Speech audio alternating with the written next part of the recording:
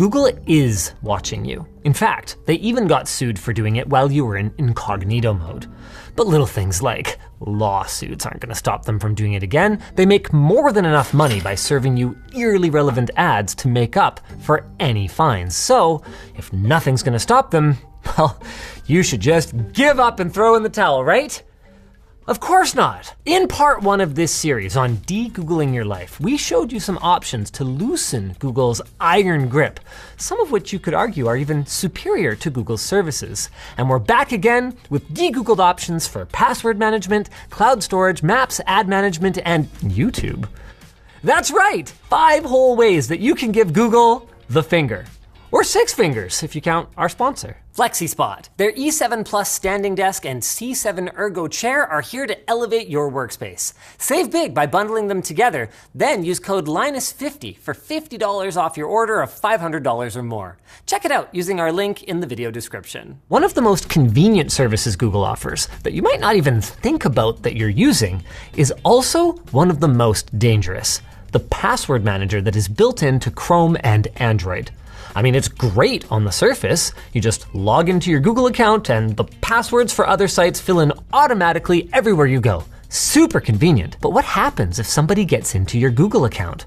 Not only will all of your Google services be accessible because they all use that one login, but all of the accounts stored inside it will be exposed too. It's kind of like a 200 for the price of one special for account hijackers. Now, I get if you still want to have a Google account. That's totally fine, but you can lower your risk by using a non-Google password manager. Of course, it feels these days like everybody has a password manager, so which one do you trust? Well, the ultimate in privacy is going to be hosting your own on a computer that you control using KeePass or Bitwarden. Both of them have been around for a while, are open source, and work on pretty much anything. KeePass is single device only, but Bitwarden can even sync across multiple devices, and if you want, it can sync to the cloud as well. If you're doing that, you might also want to consider the competition. For a mainstream choice, we like 1Password. Not only does it tick all of the boxes with support for every big operating system, passkey support, 2-factor codes for secure login, and more, it also has its own twist that even if 1Password were to suffer a major leak, like what happened to LastPass in 2022, there wouldn't be any danger. When you sign up, you're given a random secret code, and that code with your password is needed to unlock your vault anytime you log in on a new device. What that means is even if somebody got your login credentials, and even if they had the file with your vault in it, they can't easily decrypt your data, at least with today's computers. Their app is pretty good too. Moving on, Proton, the Google but for privacy company that we brought up in part 1, also offers a password manager that's gotten really good and really quickly. It has support for making burner emails or aliases, 2-factor support, passkey support, and it very recently gained the ability to lock your vault with a different password from your account password, meaning even if you're logged into your Proton account, your passwords are still safe if, say, a nosy family member decides to look through your computer. Now, the fine details vary, so you're gonna wanna try a couple of them before you settle, but the way that they work is pretty similar across the board. You download the app or browser extension, create an account, and start storing your passwords. With the appropriate permissions configured on your device, just like Google's password manager, they should automatically detect when you log into a new website or app and offer to store your credentials. Most of them also offer to create random passwords for you, so you don't even have to think about what to use. Once you've decided on one you like, you're gonna need to export your passwords from your old basic manager, and I'm gonna assume it's Google Passwords here. Open it up, click the settings gear, then click Export. You'll get a CSV file that you can then import to the password manager of your choice. For 1Password, you would go to your account settings, then click your name in the top right, then Import. Click either CSV file or a different password manager, choose the vault that you want to put your passwords into, then drop the CSV into the upload box and click Continue. You can pick and choose what to carry over if you want, and when you're done, you can apply your labels. The process is pretty much the same for the other password managers out there, and most of them are going to have a page like 1Password's with the steps that you need to follow. No matter what you go with to manage passwords though, a 2-factor app that gives you login codes is a must. It is much more secure than getting these codes via email or especially via SMS. Now, most password managers these days have two-factor support built in, which is convenient. But that convenience of having everything in one place comes with the risk of having everything in one place, and we would strongly recommend a separate app. But again though, which one? Our main pick is Entei Auth. Yeah, the same Entei as in part 1. It works everywhere and can either be used in the cloud with end-to-end encryption or on a single device without the need for an account. Entei's UI is well thought out and easy to use, plus it even shows you the next code if the current one is about to expire, so you don't have to wait for it to roll over before you start typing. You can even pin, tag, and search your sites, which makes it a lot easier to manage a big list compared to Google Authenticator. They call it a labor of love on their GitHub page, and it really looks like one. Authy is another okay choice with a pleasing look and feel, but compared to Entei, it offers only basic search, which is fine for a lot of people, but there are a couple of things to watch out for. Their desktop app is no longer supported as of March, and your account login is tied to your phone number by default. So if you change your number, you will need to make sure that you update it or you can end up locked out of your account. The good news is that recovering your account only takes a few days, if that happens, and there's not a major security implication to this, because if someone gets access to your phone number, they would also need your backup password in order to get your codes. Now, if you want to use something other than those two options, that's probably fine. Just make sure that it's encrypted and secure if it synchronizes across devices, or that it never leaves your phone. Whatever you use, the way to add codes is pretty much the same. Go to the site or app you want to secure, enable two-factor authentication, then on your app, tap Add and scan the QR code. Enter the code the app gives you into the site, and you should be good to go. Just please make sure you put your recovery codes somewhere safe, and not in your password manager if you can avoid it. If you can't scan the QR code, by the way, for some reason, most sites and apps will let you manually type a secret key instead. Now, migrating from Google Authenticator is a little tricky, but not too bad. You can export your codes as QR codes by tapping the hamburger menu, then transfer accounts, then export. Select the accounts you want to transfer, and you'll get a series of QR codes. At this point though, you'll need another device with a camera that is logged in with the authenticator that you want to use, and then you can use the import function. In Entei Auth, you get there by tapping the hamburger menu, then data, then import codes. Choose Google Authenticator, then scan the codes, one by one. Yeah, it's a bit of a pain because Google expects you to only ever do this if you're upgrading to a new device, but once it's done, and you're free! Free to go anywhere you like! As long as you don't mind Big Google following you around. That's right, Google Maps is so dominant that when Apple Maps came out in 2012, many people considered it literally unusable, in spite of Apple's efforts, because of how poorly it compared to Google's worldwide fleet of vehicles that maps out the roads and takes photos as they go. Now, one popular alternative used to be Waze, but that has also been owned by Google since 2013. Apple Maps, speaking of, finally launched a web app. It went into beta actually the day that we wrote this, and Bing or even MapQuest can stand in for Google Maps in a pinch.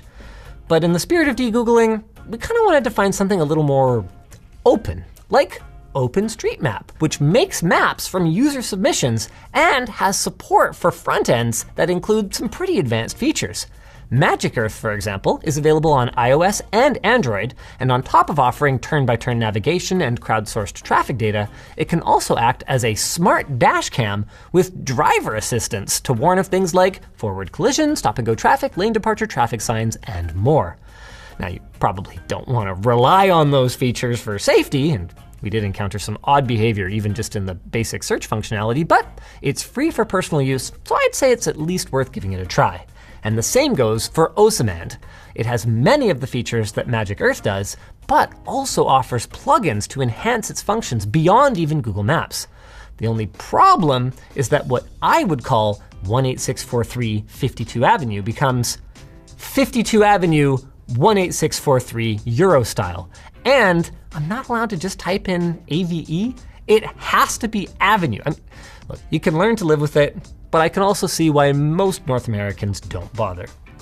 One last option is to use a search engine like DuckDuckGo or Kagi, who we talked about in part 1. Both use Apple Maps, though Kagi offers other sources too, And while neither has the features or tight integration Google does, Kagi offers the option to start navigating via Google Maps, Apple Maps, or Waze so that you can, I don't know, use Kagi to search and then just use Google to, okay, maybe it's mostly only useful for trip planning rather than day-to-day navigation. Now for a big one. Google Drive is so common for cloud storage that for a long time, we even used Google's lax storage limits to back up our entire petabyte server.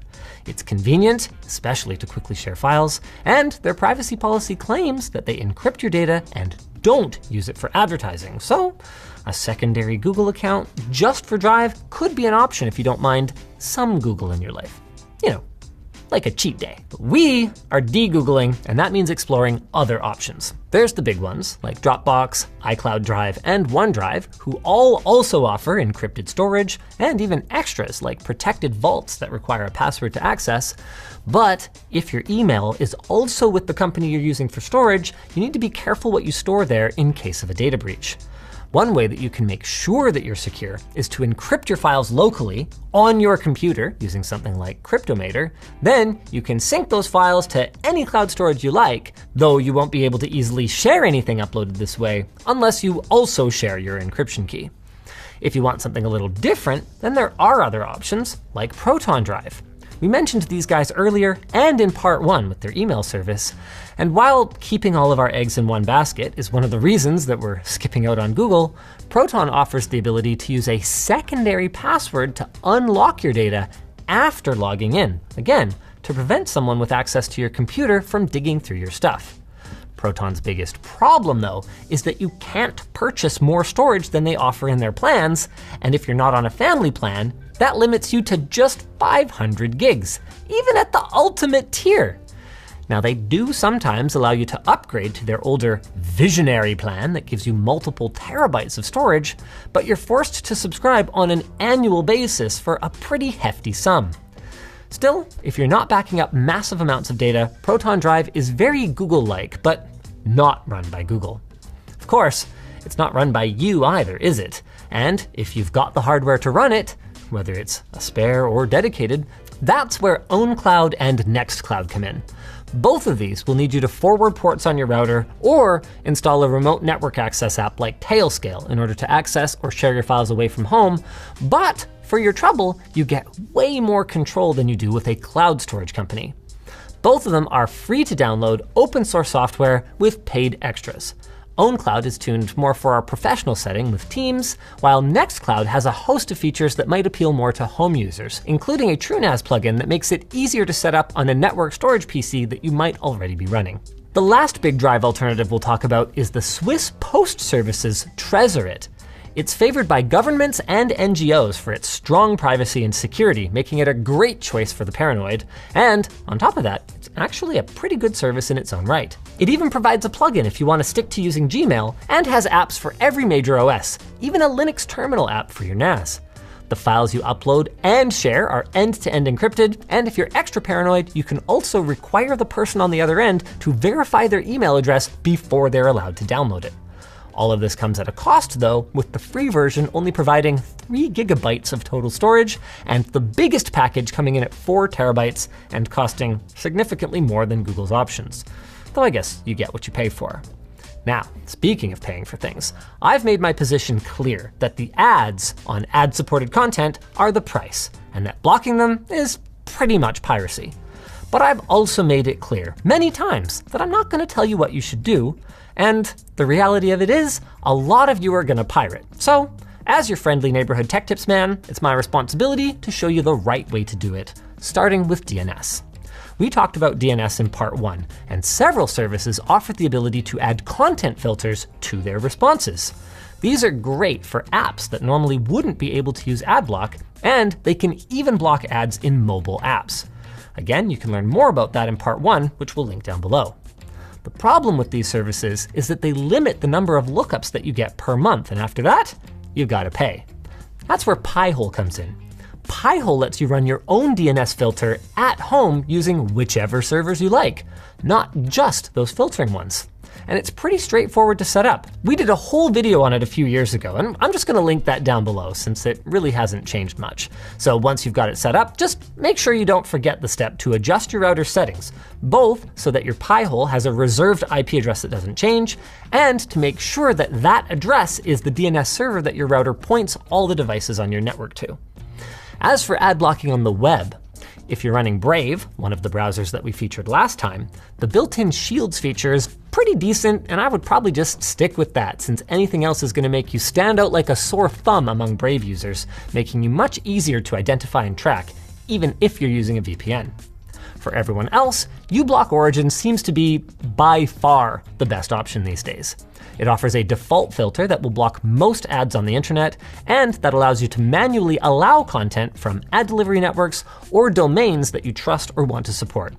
You can use custom filters to fine-tune your experience. Just be aware that adding too many filters can actually slow down your browser rather than speed it up, so try not to overdo it. Another cool function of uBlock Origin is that it can handle JavaScript blocking, which can reduce your computer's chance of getting infected with malware. uBlock Origin is available for desktop browsers based on Chromium or Firefox that can accept extensions, and it can be installed manually if you're not able to use their extension stores for some reason or another. It should be noted, though, that by this time in 2025, Manifest v3's requirements are going to break it for browsers based on Chromium, if nothing changes. In that case then, there's uBlock Lite, which has the core feature of blocking ads with filter lists, but doesn't offer the ability to choose, for example, whether and when to enable JavaScript on a given site. Desktop Safari users, meanwhile, basically just have access to the extensions that are available in the App Store, just like on mobile. So for them, I'd say AdGuard is a pretty good choice for both. It can do a lot of the basic things that uBlock Lite does, but with some extra customizations available. Just remember to enable it in the extension section under Safari's settings menu and allow it to access all sites. Now, since some schools and workplaces have rules against installing ad blockers, you may not be able to do so. The good news is you can get most of the way there by disabling JavaScript on your browser here. Then, as you find sites that need it, you can allow them one by one like this. It is an extra step, but doing this can even get you past some paywalls and speed up your browser while also removing one of the common ways that malware can get into your system, and one of the common ways that Google tracks you online. Now for the big one, the site that you are almost certainly using right now, YouTube.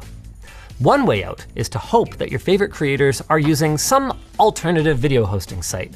Sup, float planers, woo! But let's be realistic. Most creators aren't, and even if they were, most of their viewers aren't going to follow them there. So what do you do? Well, one option is to download videos using one of these tools and watch them offline. You'd still have to browse YouTube to discover content though, which would give Google lots of juicy information about your preferences. So how about an app like FreeTube, LibreTube, or Yati?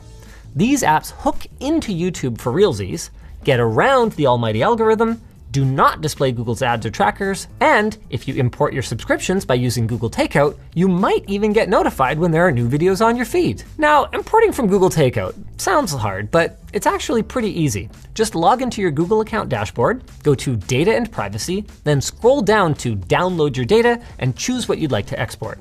In this case, you would deselect all, then check YouTube and YouTube Music. Click the All YouTube Data Included link and select only what you want to download. For these apps, all we need are the history and subscriptions, and history is actually optional. If you do want it, just make sure you go to multiple formats and choose JSON for history. Once you're satisfied, click Next, optionally choose to have this data exported periodically or just once, then click Create Export. Depending on the amount of data, it could take some time, but eventually you'll get an email with a download link. You can then unzip it and import everything into your front end. In FreeTube, you'll find it under Data Settings. For Android users, there's GrayJ and NewPipe. They hook into popular streaming services, including YouTube, with plugin support that promises to add even more services in the future. Everything shows up on your feed, and they store your playback history, subscriptions, and your playlists locally on your phone or tablet. There's no iOS or desktop app for either though, and according to the FAQ, there isn't going to be one anytime soon. If that's a problem for you, you can also just run your own YouTube using Invidious, which lets you fully customize the way that pages look if you know how. You can even use those other apps with it. Now, like the search engine from part 1, public Invidious servers do exist, but using them means that you are trusting that the people running them aren't just gonna track you like Google does, or even insert malware. For that reason, it's best to use Tor or a virtual private network, like our frequent sponsor PIA, who we're gonna have linked down below, to hide your IP address whenever you're connecting to servers that you don't own. Since the ones listed on the Invidious site must have no analytics, that makes one fewer way that you can be tracked online. However, these servers are not guaranteed to be as reliable as YouTube's. I mean, say whatever you want about YouTube, it rarely goes down. But what if there were another way? Okay, this is funny. As it turns out, you don't need anything extra or any weird workarounds to watch YouTube without ads. And I'm not kidding when I say this is actually a weird trick. Try this right now. Open up a private window or a browser that you don't use very much, and then go to Bing. Copy the address of this video right now and paste it into Bing. Then click on the thumbnail somewhere around here and what? What? Where's the ad? You're not signed into Bing or YouTube, and assuming you used a random browser that you don't usually use, you've got no ad block active.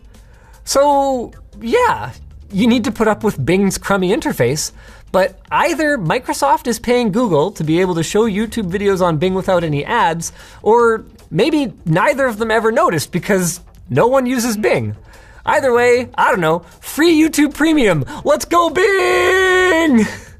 All right. That's not really a reasonable alternative to YouTube. And like those alternative front ends and those apps, it's just YouTube with extra steps still. And if Google decides to get rid of them, they will all disappear. But for now, we've at least given you some options to enjoy your favorite creators without giving Google quite as much information. Of course, we aren't done yet. And for part 3, we'd like to hear from you guys. What services do you recommend? What Google services do you want to stop using? Let us know down below while I let you know about our sponsor, FlexiSpot. If you're looking to elevate your work setup from that desk and chair that you picked up at your neighbor's garage sale, FlexiSpot is here to help. Their E7 Plus standing desk has a 4-leg foundation, making it more stable than 2-leg offerings. Plus, it has a weight capacity of up to 440 pounds while in motion, meaning you can absolutely load up your desk with the chunkiest of monitors, peripherals, and more. And if you're worried that your tush isn't going to be fully supported, have no fear, their C7 Ergo chair is designed to relieve pressure and mitigate fatigue during long hours of work or play. If all of that sounds good, you're in luck because FlexiSpot is holding their anniversary sale in August, and you can bundle up both the E7 Plus and the C7 to get a nice chunk of change off your purchase. Even better, you can save an additional $50 on your order of $500 or more with code Linus50. We're going to have all the details and exactly where to go to claim the deal linked in the video description. If you guys enjoyed this video, go check out part 1 of this series for more on how you too can rid yourself of the Alphabet Company. Anything sounds ominous when you say it like that.